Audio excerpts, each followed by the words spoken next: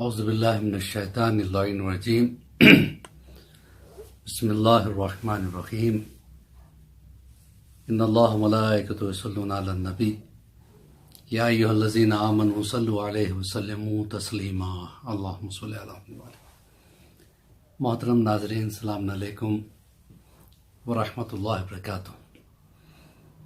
الحمدللہ آپ تمام حضرات کے تعاون سے اور بیسیکلی بلکہ یہ کہوں گا کہ انکریجمنٹ کی وجہ سے ہمارا یہ پروگرام جو تربیت اولاد کے حوالے سے ہے یہ جاری و ساری ہے، اور انشاءاللہ ہماری کوشش رہے گی کہ آپ کے خدمت میں ہم ان گوشوں پر روشنی ڈالیں گے جو عام طریقے سے لوگ نہیں جانتے۔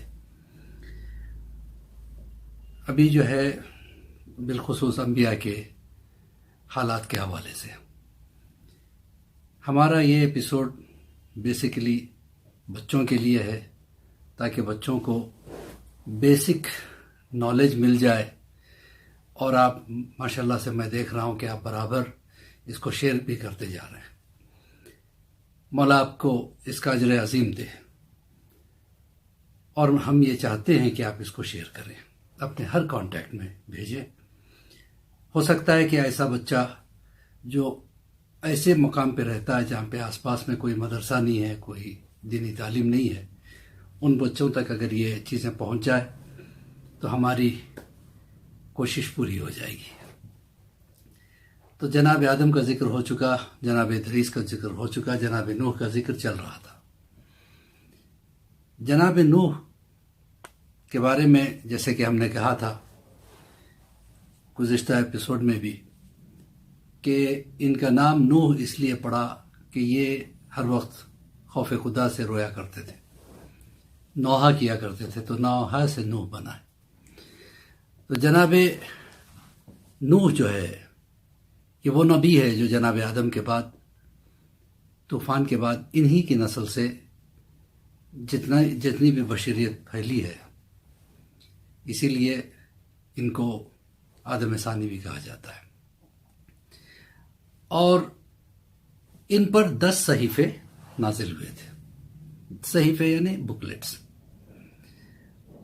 اور اس کے ساتھ ساتھ میں آپ کو یہ بھی بتا دوں کہ ان کی بیوی کا نام وائلہ تھا، اور ان کے 4 بیٹے تھے۔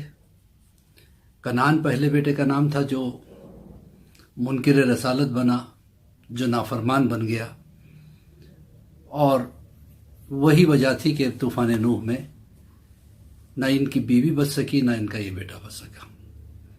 باقی 3 بیٹے سام، حام اور یافس، ان تینوں بچوں سے پھر نسل چلی ہے، اور دنیا کے مختلف حصوں میں آج جتنے بھی لوگ پائے جاتے ہیں زیادہ تر انہی کی اولاد سے موجود ہے۔ جناب نوح نے 40 سال کی عمر میں اعلان رسالت کیا تھا، یہ بھی میں نے پچھلی مرتبہ بتا دیا تھا۔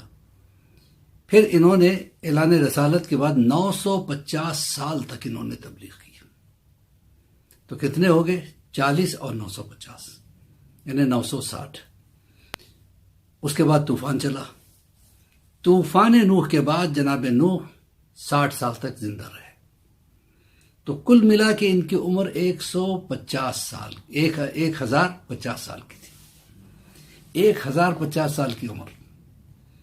ایک بہت ہی مشہور واقعہ ہے کہ ایک بڑھیا جناب نوح کے پاس آئی اور کہا کہ کہنے لگی، یا نبی اللہ، میرے بچے چھوٹی چھوٹی عمر میں مر جاتے ہیں، لہذا آپ سے میں یہ گزارش کرنے آئی تھی کہ آپ جو ہے نا میرے بچوں کے حق میں دعا کر دیں تاکہ میرے بچوں کو لمبی عمر ملے۔ جناب نوح نے پوچھا تمہارے بچے کس عمر میں گزر جاتے ہیں؟ ان کا ابھی کچھ عرصے پہلے میرے ایک بیٹے کا انتقال جو ہے نا صرف 200 سال کی عمر میں ہو گیا۔ ایک بیٹا میرا 300 سال کا تھا، مر گیا۔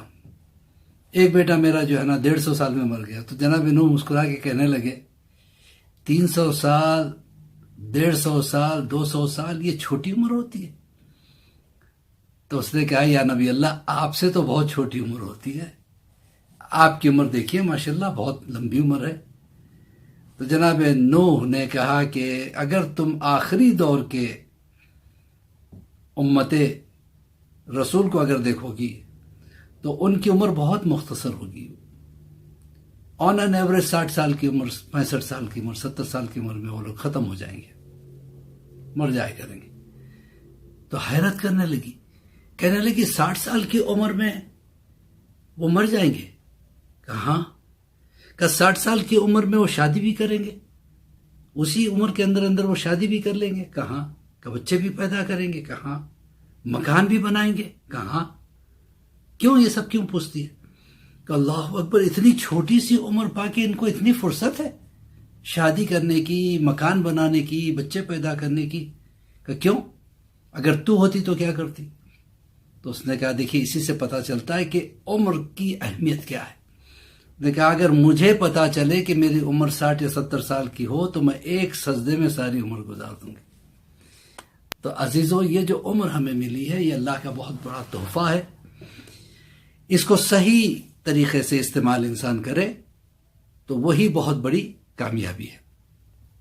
تو بہرحال جناب نوح کی کشتی جب بن رہی تھی، ایک بڑھیا مسلسل آ کے جناب نوح سے پوچھا کرتی تھی، یا نبی اللہ آپ نے کہا تھا طوفان آنے والا ہے، کب آئے گا طوفان؟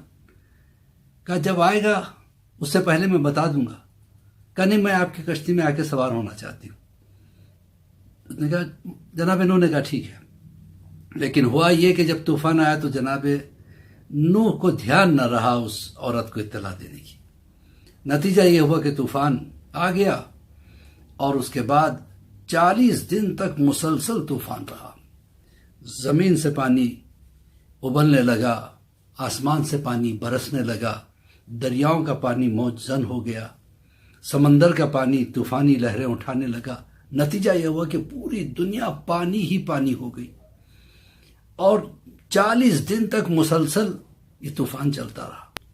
اور 40 دن کے بعد جب کوہ جودی پر جناب نوح کی کشتی رکی، اس کے بعد جب دھیرے دھیرے پانی ٹھہرنے لگا تو اس وقت جناب نوح کو یاد آیا کہ ارے میں نے اس بڑھیا کو کہا ہی نہیں.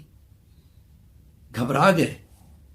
ابھی جناب نوح سوچ ہی رہے تھے، اپنے ساتھیوں کے ساتھ بیٹھے تھے جو بچے کچے تھے جو ان کے کشتی میں سوار ہو گئے تھے.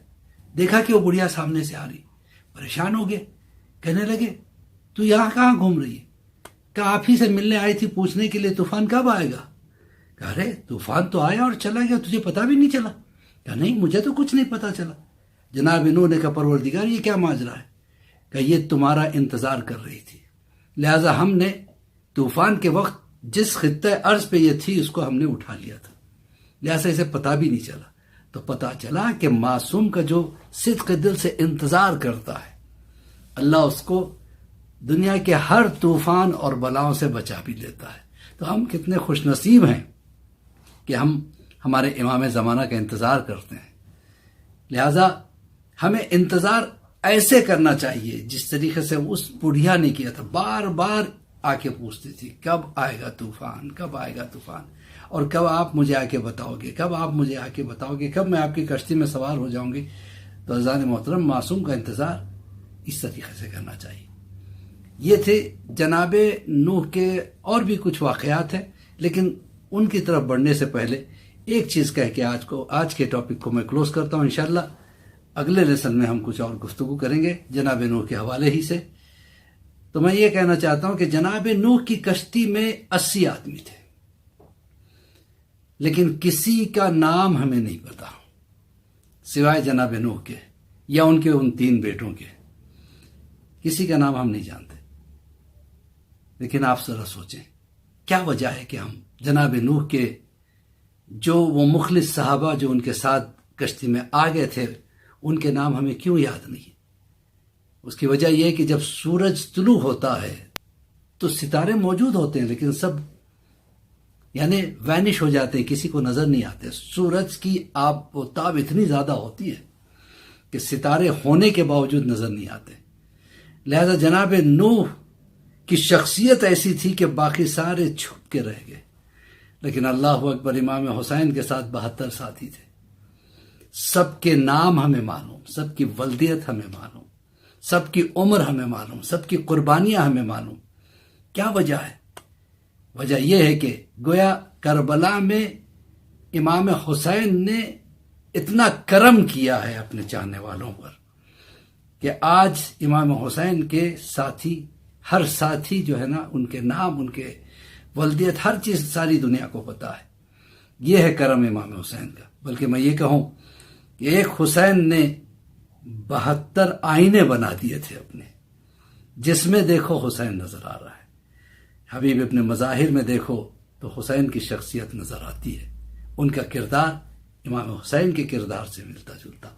ان کے صدقے میں، امام حسین کے صدقے میں جو انہوں نے لیا ہے، آج حبیب زندہ ہے، آج مسلم زندہ ہے، آج علی اکبر زندہ ہے، آج مولا عباس زندہ ہے۔ یہ حسین کا کرم ہے۔ انشاءاللہ اس کے ساتھ ساتھ میں اجازت چاہوں گا، اگلے ایپیسوڈ میں انشاءاللہ ہم جناب نوح کے کچھ اور چیزیں لے کے آئیں گے۔ اس کے بعد پھر یہ سلسلہ آگے بڑھے گا۔ اسی کے ساتھ میں دعا گو ہوں کہ پروردگار آپ تمامی حضرات کو خوش رکھے، آباد رکھے، آپ کے بچوں کو ہر قسم کی پریشانیوں سے محفوظ رکھے، اور پروردگار ہمیں امام زمانہ کے چاہنے والوں میں شمار کرے اور امام کے ظہور میں تاجیل عطا فرمائے۔ اسی کے ساتھ عباس علی خوئی کا سلام۔ خدا حافظ، فی امان اللہ۔